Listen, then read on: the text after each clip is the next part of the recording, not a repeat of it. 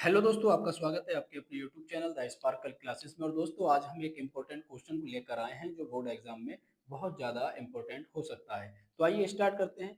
किसी अभिक्रिया के 400 केल्विन तथा 600 केल्विन पर वेग स्थिरांक क्रमशः 0.02 सेकेंड इनवर्स तथा 0.08 सेकेंड इनवर्स है। सक्रिय ऊर्जा की गणना कीजिए। जबकि आर की वैल्यू हमको गिवन दे रखी है और लॉग 4 की वैल्यू भी यहाँ पर दे रखी है। तो आइए अब हम क्वेश्चन को देरी ना करते हुए स्टार्ट करते हैं और इनकी वैल्यू को फाइंड करेंगे। तो सबसे पहले हमारा दे रखा है 400 केल्विन, और केल्विन जो होता है वो टेम्परेचर होता है। तो T1 वैल्यू कितनी हो जाएगी हमारी? T1 की वैल्यू हो जाएगी 400 केल्विन। इसी हिसाब से T2 की वैल्यू क्या हो जाएगी, जो कि आगे दे रखी है 600 केल्विन। तो हम लिखेंगे 600 केल्विन। पर वेग स्थिरांक को रिप्रेजेंट करते हैं कैसे? तो हम यहाँ पर लिख लेंगे K1 बराबर, क्योंकि पहली वैल्यू कितनी दे रखी है 0.02 सेकेंड इनवर्स, और दूसरी वैल्यू कितनी रखी है, मतलब K2 की वैल्यू 0.08 सेकेंड इनवर्स। सक्रिय ऊर्जा हमको ज्ञात करनी है, मतलब क्या निकालना है, E A हमको यहाँ पर फाइंड करना है। तो दोस्तों, अब हम क्या करेंगे, सक्रिय ऊर्जा निकालने के लिए एक फॉर्मूला अप्लाई करेंगे जो कि होता है log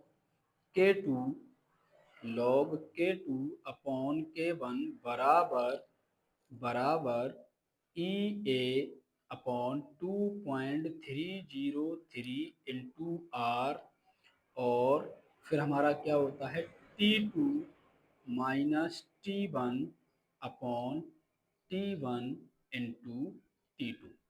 ये हमारा फॉर्मूला होता है। और हम कब इसका यूज करते हैं, जब हमसे सक्रिय ऊर्जा फाइंड करवाई जाए, मतलब ई ए निकलवाया जाए।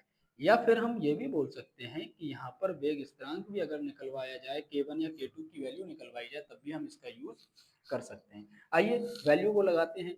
तो वैल्यू को लगाने के लिए हम क्या करेंगे, log K2 की वैल्यू हमारे पास दे रखी है कितनी, 0.08। log K1 की वैल्यू दे रखी है कितनी, दे रखी है 0.02। ठीक है, ठीक है।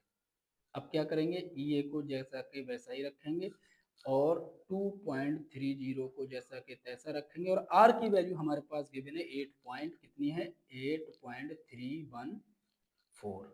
ठीक।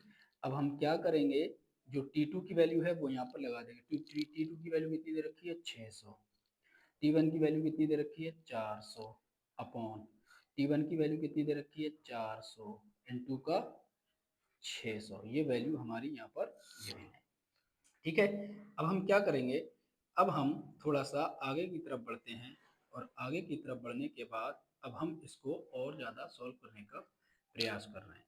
तो पॉइंट से पॉइंट को हटाएंगे, 2 एकम 2, 2 दूनी 4। तो हमारा लॉग कितना आ जाएगा, लॉग आ जाएगा 4 बराबर ई ए अपॉन इन दोनों की अगर हम मल्टीप्लाई कर दें तो हमारा आएगा 19.14। आप करके देख लेना।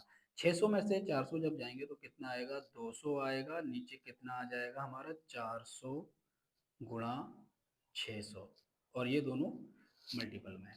अब हम क्या करेंगे, ई ए को निकालना, तो ई ए को तो बराबर के इधर लेना होगा। log 4 की वैल्यू दे रखी है, इसको उधर ले जाएंगे। तो जब हम इनकी क्रॉस मल्टीप्लाई करेंगे तो पहले आएगा हमारा ई ए बराबर log 4 19.14, और 400 गुणा 600 ये सब ऊपर आ जाएंगे, और जो 200 है ये कहाँ आ जाएगा, नीचे बटे में आ जाएगा। तो log 4 की वैल्यू हमारे पास अभी कितनी दी थी, log 4 की वैल्यू दी थी 0.60 इंटू 19.14 गुणा 400 गुणा 600। ठीक है दोस्तों, ये वैल्यू हमारी लग चुकी है। 2 जीरो से 2 जीरो को काट देंगे। ठीक है। अब बचा हमारा 0.60। पॉइंट को अगर हटाएं तो फिर से हम 2 जीरो बढ़ा लें, फिर 2 जीरो से 2 जीरो को काट दें। अब हम क्या करें, 2 से हम इसको काट सकते हैं, 2 एकम 2, और 2 दूनी 4। तो हमारा कितना आ जाएगा, 60 गुणा 19.14 गुणा 12, 6 दूनी 12 इधर आ जाएगा। और ये हमारा क्या है, ई ए है। और ई ए बराबर, अगर 60 19.14 गुणा 12 की अगर हम मल्टीप्लाई करते हैं तो आएगा 780 और इसका मात्रक क्या होता है, जूल मोल इनवर्स। एक तो आंसर हमारा ये ठीक है। कभी कभी क्या होता है, आपसे किलो जूल में पूछ लेगा, तो आपको कुछ नहीं करना है, किलो जूल के लिए 1000 से भाग दे देना, और जब 1000 से आप भाग देंगे तो 13.780 किलो जूल मोल इनवर्स आ जाएगा। ठीक है, मोल इनवर्स आ जाएगा। तो दोस्तों ये थे हमारे दो आंसर जो कि इस क्वेश्चन से निकल कर आए हैं। तो अगर आपको वीडियो अच्छी लगी हो तो प्लीज़ चैनल को सब्सक्राइब करें, लाइक करें और शेयर करना ना भूलें। मिलते हैं नेक्स्ट वीडियो में, जब तक के लिए जय हिंद, जय भारत।